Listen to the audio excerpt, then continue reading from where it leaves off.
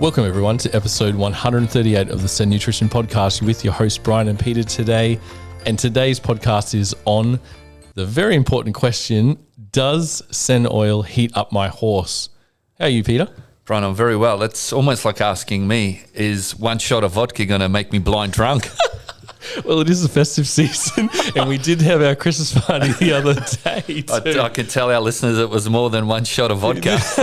But it was tame. It was a tame one. But as we get into the end of our year, this will also be a nice end of year wrap or assessment of everything we've achieved this year. And it has been a jam-packed year for CEN as well, with a lot of really positive and amazing results that we have seen in the industry. But today we wanted to address one of probably the most common question this year, and it is to do with our flagship product, CEN Oil. Yeah, Bryan, I think it started at Equitana. Obviously, we were there, and thank you for everyone that came up and sort of said g'day, introduced themselves, had a few photos with us, and Amber was very popular as well. And a lot of the questions we got there was from potential customers and even guys that were feeding the product that wanted to feed a little bit more, but were worried that the oil might possibly heat their horse. So we thought, well, why not sort of like knock it on the head just in one podcast and put everyone's minds at ease. Yeah, 100%, Pete. And when we look at the exact reasons for something to heat a horse up, it's actually due to either the nutrient profile of the particular product, or the other thing that you have to really balance in a horse's diet is calories in to calories out. And we'll take you through this right now. Yeah, basically, Bryan, if you can imagine, if you're going to not work a horse for 7 days and you're going to give it 200 mil of the CEN Oil, and you're going to give it, 4 kilos of, it might be the CEN pellets or it might be another hard feed, I mean, your horse is going to, running circles around the paddock, 24 hours a day, 7 days a week. So it's basically, you got to do your feeding based on the work that you do. So if you overfeed and underwork, the horse obviously is going to have too much energy. And if you overwork and underfeed, that means your horse is going to lose weight because there's a calorie deficiency there. Yeah, that's right, Pete. And when we do hear, does the oil make the horse hot? Are they seeing that hot behaviour, or are they seeing a more energetic horse because of the calories going in? Because fat is quite dense with its calories, and it's up to 2.5 to 3 times the amount of energy from a grain-based source of calories. And it's all about balancing what we said in those calories to the workload, and then obviously looking at how the horse is in condition, because any unused calories will just be added to their overall condition or their body score. It's really important to look at what horse you have, what discipline you're in, what training you're doing, and just draw a line in the sand and go, okay, my horse is lacking energy. So you might have a horse that's lacking energy. Well, then you got to increase the calorie content to get a bit more energy for that horse so it can actually do the training. So that's where you might add the CEN Oil. If you've never fed a fat before, you might add a few more of the grain-free pellet products, because obviously you're needing more calories. On the flip side, if you've got a horse basically, that puts on weight on the smell of an oily rag, you might default to a product like the CE50 and just make sure that the vitamins and minerals are topped up. And all that horse might need is 60 ml of CEN Oil, because obviously there's enough calories and it's already a good doer. Plus they might be getting different sugars obviously from grass. There's a lot of rain in Queensland at the moment, so the sugar in the grass that's coming through is going to be a lot higher. The protein's going to be a lot higher. So it's really a juggling act. We find it that when we do the phone consult, some customers or obviously potential customers, they're very quick to point their finger at one particular product, but you've actually got to balance everything that you're feeding and try to get the end result. The issue is if you're feeding 15 different things, it's very hard to find a culprit. Yeah, 100%, Peter. And furthermore to this, on some of the consults, they may not be feeding an oil product as in their current diet, and they've got their parts of their diet in the roughage foundation and their hard feed. And they come to us and they say, I want to introduce CEN Oil. The horse is going really well condition-wise, energy output is great. So the easiest thing is to say when they add 100 mils of CEN Oil is to offset that calories in terms of lowering their hard feed amount by say 200 grams or 300 grams. So that just really balances out. It actually saves you a little bit of money because you're feeding less hard feed, a little bit more oil, but it's more so that nourishment that the oil brings And then that can segue this into the nutrient profile of the oil is very important, and we'll start with the starch and sugar. So oil has to be 100% fat, and that means there's no starch and sugar, which would otherwise give that negative behavior from that insulin response or that sugar rush like a child experiences after eating too many sweets. Bryan, I think you've nailed it on the head there. Some of our listeners may or may not know is that there's omega-3 in fat in pasture/grass. So if your horse is on 100% hay-only diet, your horse will be deficient in fat unless you're supplementing it, and it will be deficient in omega-3. So it's very important that if you are on a hay-only diet, that you do include an omega-3 supplement. Obviously, the CEN Oil, we've been around for 10 years. It's a leading oil in Australia. We export it internationally as well. So we have got the runs on the board, but it's very important, as Bryan mentioned, is that you get your calories right. It's 2 to 3 times more calorie content than grains or oats or corn. So if you kept your feed the same, and then you're going to add 200 mil, of course the horse is going to be feeling good. So now you either work that off if you wanted to work your horse a bit harder, or as Bryan mentioned, you decrease your hard feed to try to balance out the overall calories. Yeah, that's exactly right, Pete. And when we look at that term heating a horse up or that negative behavior, how does that come about? And when you look at glucose, it's a sugar, and also starch, which turns into glucose.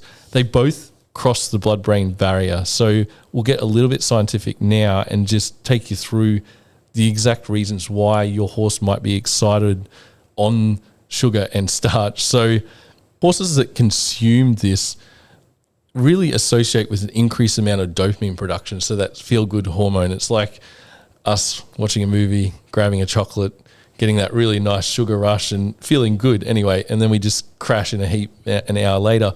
But that elevated dopamine for your horse, it can lead to elevated awareness and really hyper excitability. So horses that do have that sugar and starch intake, and it's in previous podcasts, you can overdo the sugar and starch, but you can also underdo it, and you can't have it too low in performances. So there is a sweet spot.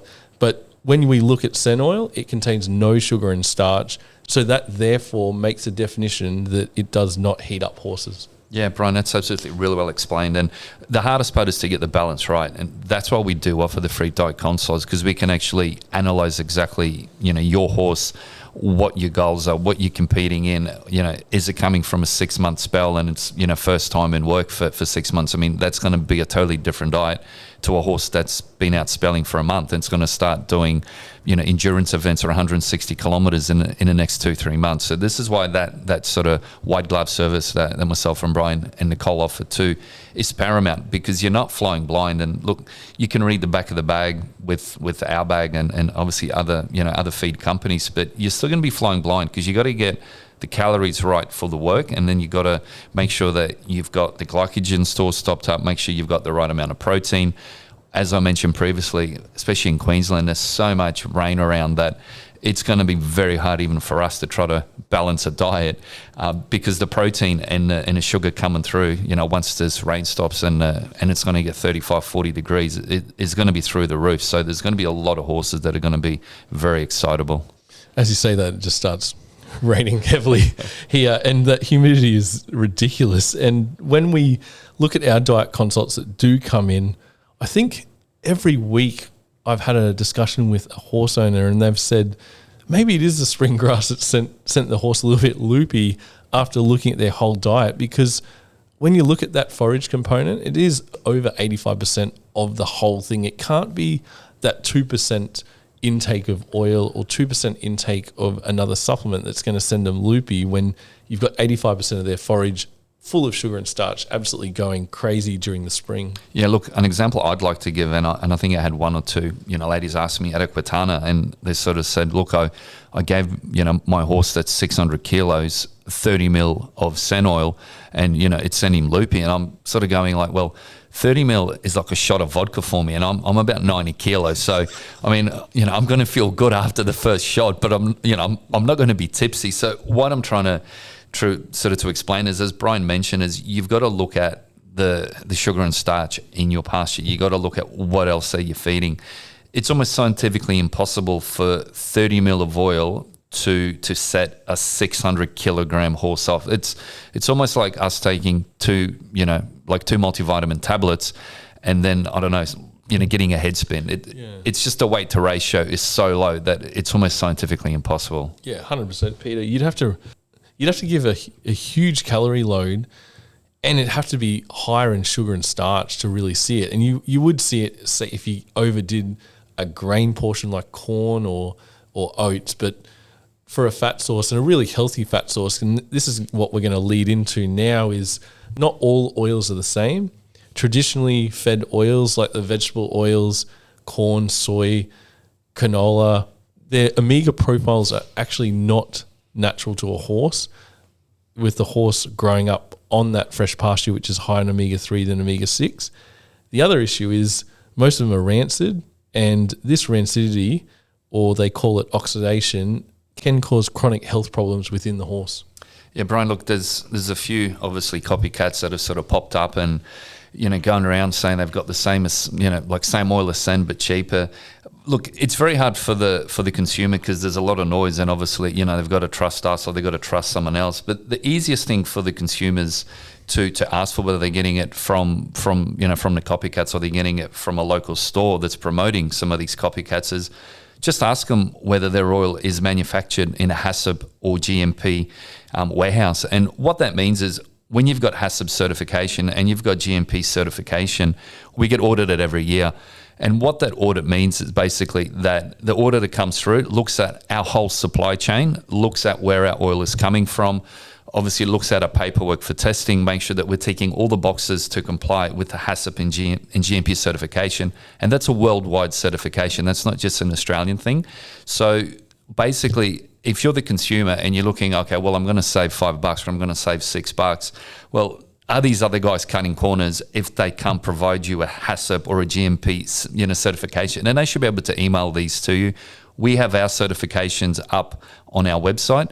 The second thing, what you should be asking for is a certificate of analysis. So basically what that means is that every batch that we sell has its own certificate of analysis. We've uploaded that on our website as well. So that just shows you when the oil is tested, obviously, when it's produced, when it's obviously, blanketed, filled with, with nitrogen, what the levels are. And they're the levels basically that go out onto the market. A lot of these guys that are claiming, to have something as good as CEN but cheaper, they can't provide any of those two basically certifications. And because the industry is not really regulated, there's not too much that, that obviously anyone can do. And I think there's a lot of these, these mislabeled oils that are out there that are like pretending to be cold pressed, but they're actually a raw linseed oil that's probably similar to the stuff you buy in Bunnings. I 100% agree, Peter, with what you've said, because in the end, it's for our horses' health. We want what's the best for them. And the devil's in the detail. If you can't provide any of these documents, or you're being very general in the way you're doing things, you got something to hide there. And we're on the coalface in the industry, and CEN Oil, being Australia's leading oil for horses, is being used by some of the highest performing stables in a lot of disciplines. They are getting the results. They can see the scientific data coming off their horses as well. And when you do pave the way in this industry to help the horses be fed better with a proper oil, you do get labelled saying it's all marketing hype, it's all this, but we're the ones that are doing the right thing by the preparation of the oil. So you're not going to see another company with a nitrogen flushed IBC, which actually takes away the oxidation that's happening in the oil. I don't think any other company is doing that with theirs, if you ask them. And then what we're trying to avoid is the oxidized oil, which is when the oil breaks down when exposed to oxygen over a longer period. And these free radicals that is produced within the body of the horse increases systemic inflammation. And then that, obviously, for your horse can lead to joint stiffness, poor coat quality, and even immune suppression. But then also that long-term exposure to rancid oils can really prematurely age the horse and hinder recovery rates in performance horses as well. So just because the oil says it's high in omega-3 or it's got this amount of stabilization, you have to really look at how it is pressed first, and whether that's a first cold press, because that's the only way to bring that oxidation right down first, but then it's also their storage conditions and the way they do it. And if they're not going to explain this to you, then you've got to really ask yourself, are they taking shortcuts to keep that price down? Brian, a prime example might be, you've got this 10-year-old, big Barossa Shiraz red wine that you're going to, like knock the top off for a very good occasion, and you take the cork out, you have your first glass, and you're dry reaching because it's like vinegar. Yeah. It's a prime example. Look, from my end, I get a little bit passionate about it because it's the everyday consumer that's basically not getting what they're paying for. So obviously budget's tight. People are looking at what they're spending. They think they might be getting an oil that's the same as CEN because someone's recommended it, or a store has been informed. Maybe listened to these people, but if they can't provide the documentation, you as the consumer is getting misled, and you're paying for something that's not exactly what is on the label, and you can't taste it yourself, or you can't do anything about it because you don't know. The way that you're going to know is in 2-3 months later down the track when your horse is showing signs that it's lost its shine. It's trying to get rid of these free radicals, which mean it might lose weight. And we had 2 people call yesterday that obviously I think we did the phone consult. Brian did one and I did one. And look, both people jumped off CEN, because they went to the copycats because obviously budget was tight. But then they said, look, we did not get the results. Horses lost weight, lost their shine. We want to come back. And it's, the proof's in the pudding. It's just you won't see it till a couple of months down the track, and then you'll go, oh shit, what's happened? Yeah, definitely, Pete. It is roulette because there's no quality control there. And when you look at that typical symptom of my horse has actually gone backwards on its coat when it didn't do that on the CEN oil, you got to start asking yourself some questions about within that actual other type of oil. It's nice that the industry is trying to follow the leaders like us and trying to do the right thing and getting more omega-3 into these horses compared to 10 years ago when rice bran, canola, and the vegetable oils were rampant.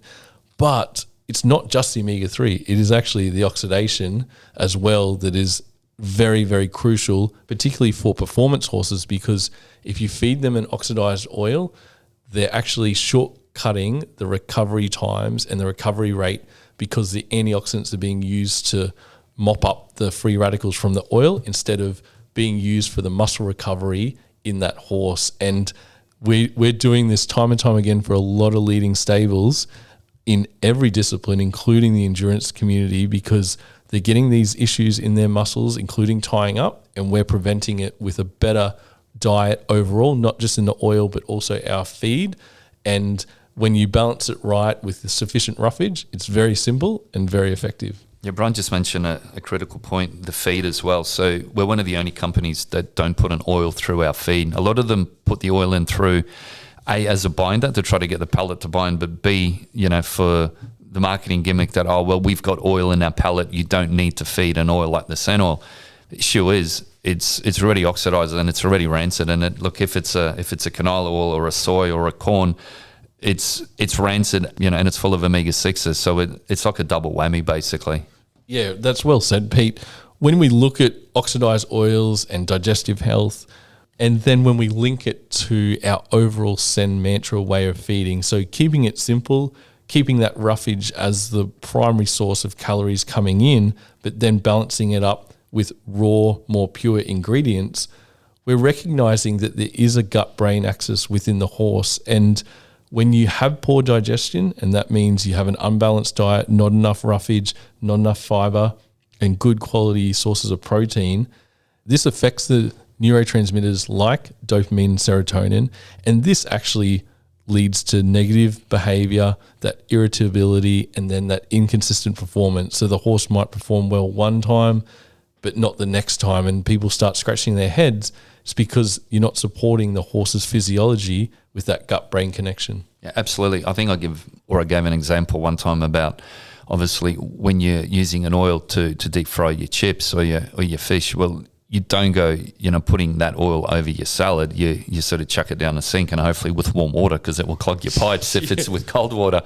So, I mean, that's a very small example, but also too, and we've done this on a previous podcast, we manufacture a first cold press oil. So you'll see some guys out there, selling a cold press. There's no such thing as a cold press. You're either a first cold press or you're a raw. That's it. And if someone does claim to have a cold press, well, ask them for the HACCP and the GMP, like certificates, because you know that the HACCP and GMP, that they've been audited or their supplier has been audited. And, if they are getting it from the same supplier as CEN, as we've heard from these copycats, well, they should be able to supply the certificates that we can supply, because if it's the same supplier, well, they've got access to the same certificates. But unfortunately, it's not. And that's why they can't provide these certificates. Yeah, that's 100%, Pete. It's all about transparency for the end consumer. You guys deserve to get what you paid for. But it also goes by that saying that if you're not innovating, you're imitating. And if you aren't leading by example, giving everyone that information and knowledge, then you're helping the horse's health at the end of the day. And some people call it marketing, some people call it whatever you want to do, but we're here for the horse. You can't deny that. And over the last 10 years, we've come to the forefront of this industry, being the market leaders. And I think we are doing something right by the horse if we're still here. Well, us being market leaders, Brian, we've got the most to lose, obviously, if we're producing inferior products. So it's in our best interest to have the highest grade oil in Australia, if not the world. End of the day, people are not going to see results if the oil is not 100% stable. If it is a rancid oil, your horse will go backwards. We don't get many people calling us and going, hey, look, I've tried your oil and my horse has gone backwards, lost its shine and it's lost 30 kilos. We're hearing a lot of that on the diet consults that we're doing with some of these, these copycats. So I think end of the day, the results will speak for themselves, and whether they're positive results, whether they're negative results, it's just unfortunate that some consumers are going to lose a bit of money trying to save a few dollars. But then if they come back, they're going to have to throw away the oil that they've bought, and they're going to come back to our CEN Oil and maybe learn a lesson along the way. Yeah, definitely, Pete. It's about lowering the risk of these negative health issues, which can be hidden for a little bit, but then they do catch up in the symptoms that you see. So choose natural, choose stable, and that's what we have here with the CEN Oil. Yeah. If you haven't been aware of how it is made and any of those facts that we've gone through, there is a previous podcast on the first cold press oil that you could probably follow up on. But also, one last thing is, if you have never fed an oil to your horse before, just introduce it slowly so their system can get used to it. So that's like half the daily feed rate at around that 25 or 30 mils per day for that first week. Like anything, and transitioning different feed types, just start slowly, start lower, and then the overall benefits are massive for the horse when they start eating it. And it's very palatable too.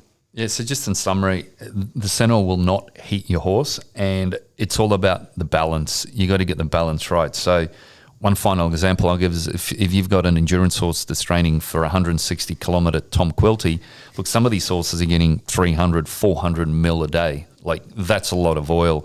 You might have a paddock ornament that's, living his or her best days in a paddock, not doing too much. That horse might get away with 30 mil. So you can see it's a huge difference. And that's why it's all about looking at your horse. What's your goal with the horse? What sort of exercise is it doing, and then getting that balance right. So that pretty much summarizes for me. I want to thank all our listeners. We're up to 106 5-star reviews on Spotify. So when we had 100, I think Brian wanted to have a shot of Sambuca with me. I said, Brian, you're showing your age with the Sambuca. I'll pass on that. Everyone that I've spoken to that's drunk Sambuca has spewed. So I'm probably one of the only ones that I haven't, because I've never drunk it. I've been tainted. You know, when you get tainted by something. Yeah, I'm just joking. No, it's good. But no, we thank you for all your support through the year. And even, I think the podcast, it grew a lot. And we were looking at our stats when it came through, when Spotify gave us a bit of an overview, and when we grew over 44% more followers overall, it was quite enlightening. It sort of showcased who our listeners are, and you guys also listen to Joe Rogan, Esme's Country Life. You also like Case File True Crime podcast as well. So that's our viewers feed. That must be me listening to myself 100 times. Yeah. And our listeners, their most popular music genre are country and pop. So that's very interesting, bro. Pretty funny. Yeah. So over 1,000 of our listeners, this podcast is in their top 10 profile on Spotify, and there are a few hundred listeners that have us as number one. So you guys are our mega fans, and hopefully you guys have given us a 5-star review. If you haven't, please do after you listen to this one. Yep. But yeah, upon reflection of this year, it's been a full-on year. So the first part was all that bringing the feed over to the East Coast and sorting out the supply chains to there. But fast forward to today, this CEN Ultimate is now one of the market-leading high-fiber complete feeds that is getting the result. The Tom Quilty Endurance National Gold Cup 160-kilometre race on it. And I also think a lot in the top 10 were also on it as well. But when we look at other stables, a lot of top dressage stables are coming across as well. People are saying that this feed holds the condition, but also keeps that behaviour perfect during that performance. But also it keeps the horse eating during on the road and travel, which I think it's just that whole balanced profile. And then also not having that low or too low sugar and starch, too low starch, which is also replacing that glycogen, so the horse feels a little bit stronger in performance. Well, it's if you've got a feed that's too low in starch, Brian, it's going to be to the horse's detriment, because if you're doing a lot of training, a lot of racing, or a lot of eventing, you're going to have to be supplementing with either another feed, or you're going to have to be adding oats into it, like some of our customers were with the previous Lupin product. And look, we know some customers have obviously not come back since we've gone onto the new formula, but I think we've picked up a lot more new customers. And that's what we're noticing with the diet. So, to the old customers there, if you are listening, don't be scared to try the new product. It is an improvement on the original, Lupin product that we had. The vitamins and minerals are pretty much exactly the same, but using the two raw ingredients, the faba bean and the mung bean, and because they are food grade, the quality of the raw ingredients is much higher than the previous Lupin raw ingredient that we were using, which was not food grade. The other thing also is it won't ever be out of stock, which is what was some of the issues when it was coming across from the West Coast and supply chains or transport and everything like that. It just took out that, and we were able to pass on the savings, which has been fantastic in these economic times. We'll pass on our savings, Brian, but not increase our pricing, and there will be no price increases, for the whole of next year.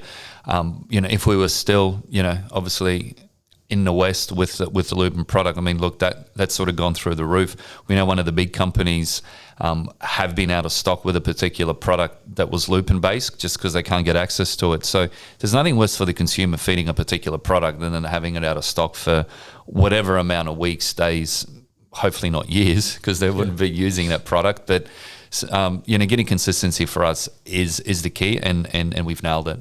Yeah, we wanted to eliminate that and then pave our way forward, because this balanced diet that we offer and this whole feeding mantra has been so popular. So we reopened the diet consults this year in the middle of the year, and we've done hundreds. It's been very good in terms of really connecting with horse owners that many are confused at what's going on and what to feed.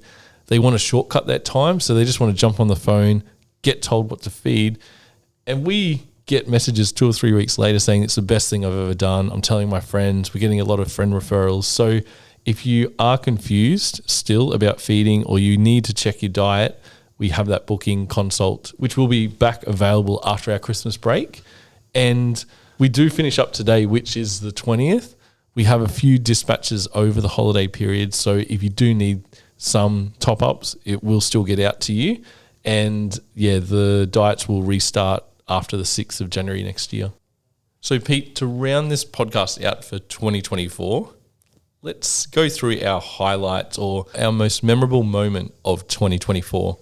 So, Brian, probably my highlight was to go to Equitana and meet a lot of our supporters, a lot of people that met us for the first time, to meet Amber and Luke as well, obviously, for their ongoing support.